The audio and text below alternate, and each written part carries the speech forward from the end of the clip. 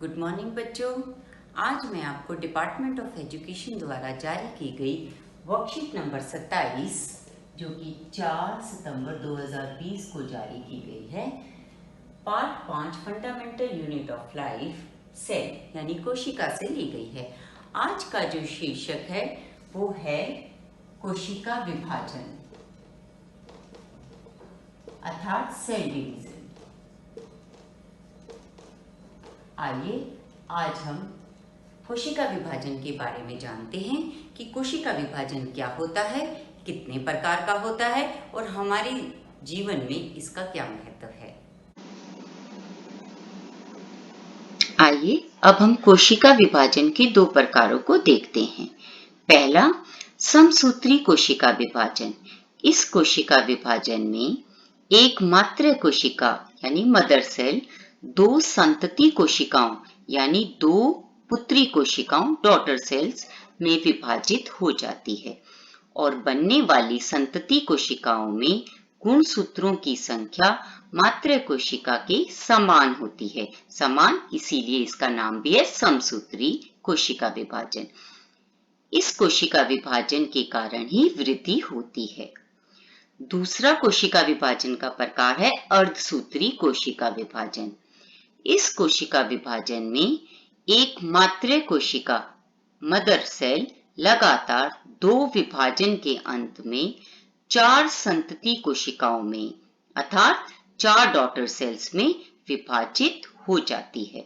इसमें बनने वाली संतति कोशिकाओं में गुणसूत्रों की संख्या मात्र कोशिका से आधी हो जाती है। आई रिपीट, आधी हो जाती है, इसीलिए इसका नाम भी है अर्धसूत्री कोशिका विभाजन। यह कोशिका विभाजन केवल प्रजनन अंगों की विशेष कोशिकाओं में होता है जिसमें केवल युग्मकों का निर्माण होता है।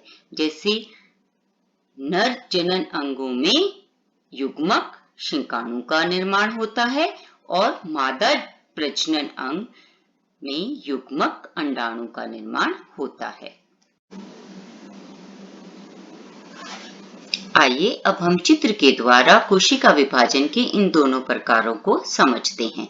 समसूत्री कोशिका विभाजन में मात्र कोशिका दो संतति कोशिकाओं को उत्पन्न करती है, जबकि अर्धसूत्री कोशिका विभाजन में मात्र कोशिका चार संतति कोशिकाओं को उत्पन्न करती है।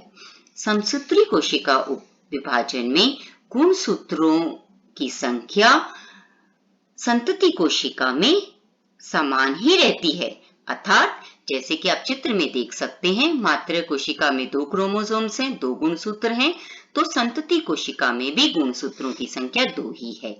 अर्धसूत्री कोशिका में इसके विपरीत मात्र कोशिका में गुणसूत्रों की संख्या चार देख सकते हैं, जो कि संतति कोशिका में आधी हो जाती है अर्थात दो हो जाती है। मनुष्य की अधिकतर कोशिकाओं में समसूत्री कोशिका विभाजन होता है, जिसके अनुसार मनुष्य में गुणसूत्रों की संख्या जो कि 46 होती है, संतति कोशिकाओं में भी 46 ही रहती है अर्थात समान रहती है, जबकि प्रजनन कोशिकाओं में अर्धसूत्री कोशिका विभाजन होता है, जिसमें कोशिकाओं में गुणसूत्रों की संख्या 46 से आधी हो जाती है अर्थात 23 हो जाती है।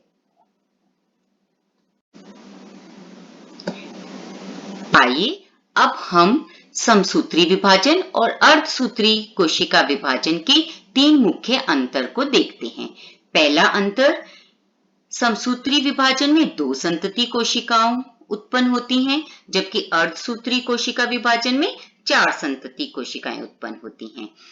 समसूत्री विभाजन में गुणसूत्रों की संख्या समान ही रहती है, जबकि अर्धसूत्री कोशिका विभाजन में संतति कोशिकाओं में गुणसूत्रों की संख्या आधी हो जाती है। समसूत्री विभाजन की वजह से वृद्धि होती है, जबकि अर्धसूत्री कोशिका विभाजनों की वजह से युग्मक का निर्माण होता है।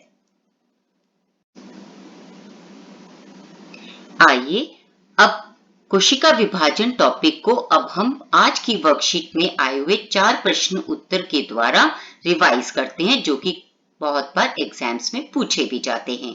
पहला प्रश्न, कोशिका विभाजन का जीवों में क्या महत्व है? जैसा कि मैंने आपको अभी बताया था, कोशिका विभाजन का महत्व सबसे पहला जीवों के शरीर में वृद्धि और विकास करना, दूसरा घावों को भरना और तीसरा युग्मक का निर्माण करना। प्रश्न 2, अर्धसूत्री कोशिका विभाजन कहाँ होती है और इसमें बनने वाली संतति कोशिकाओं से क्या बनता है? अर्धसूत्री कोशिका विभाजन केवल प्रजनन अंगों, आई रिपीट, केवल प्रजनन अंगों की विशेष कोशिकाओं में होता है। इसमें बनने वाली संतति कोशिकाओं से युग्मक बनते हैं। प्रश्न 3, मानव कोशिका में 46 गुणसूत्र होते हैं, तो अर्धसूत्री कोशिका विभाजन में बनने वाली संतति कोशिकाओं में कितने गुणसूत्र होंगे? मानव कोशिका में 46 गुणसूत्र होते हैं, तो संतति कोशिका में अर्धसूत्री कोशिका विभाजन के बाद 23 गुणसूत्र होंगे, अर्थात उसका आधा। प्रश्न 4, कोशिका विभाजन किसे कहते हैं? कभी कभी इसकी परिभाषा पूछ लेते हैं, तो आप इसकी परिभाषा कैसे लिखेंगे? जब एक कोशिका विभाजित होकर दो या दो से अधिक कोशिकाएं उत्पन्न करती है, उसे कोशिका विभाजन कहते हैं। इसके साथ हमारा आज का टॉपिक कोशिका विभाजन समाप्त होता है। Thank you.